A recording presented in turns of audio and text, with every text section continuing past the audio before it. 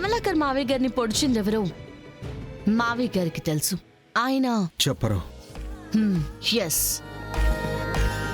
So మనకున్న information ప్రకారం ఆ టైంలో మహల్లో ఉంది వాచ్మెన్ రంగా అండ్ ఫేక్ తాతయ్య.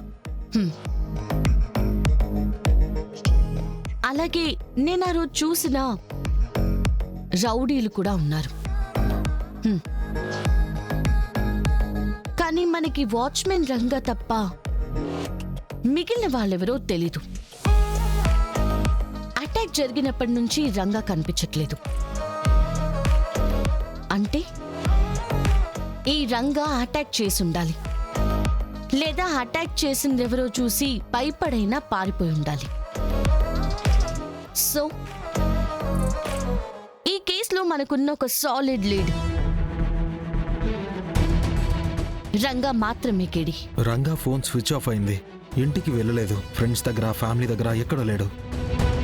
అండ్ ఆల్సో ఆదిత్యపురంలో కానీ లేదా ఆ చుట్టుపక్కల ఊర్లో కానీ ఎక్కడా లేడు. మరి రంగా ఎక్కడికి వెళ్ళుంటాడు?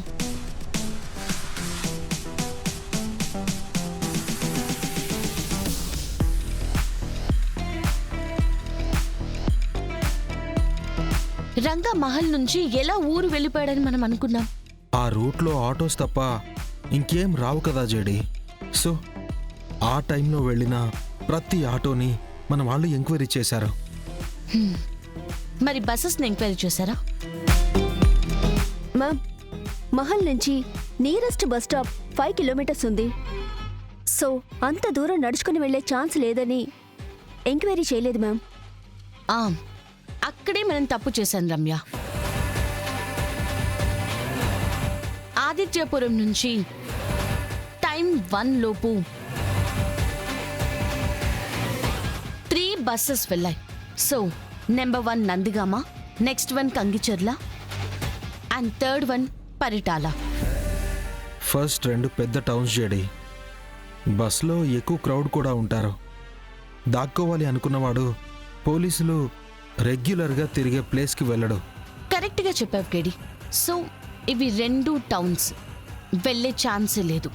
సో మనకి మిగిలింది పరిటాల. పరిటాలకు వెళ్ళే బస్సు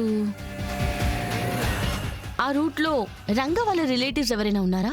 నో మ్యామ్. కానీ మ్యామ్, పరిటాల అనేది టౌన్ కాదు, జస్ట్ ఒక చిన్న విలేజ్ మాత్రమే. Kasturba old age home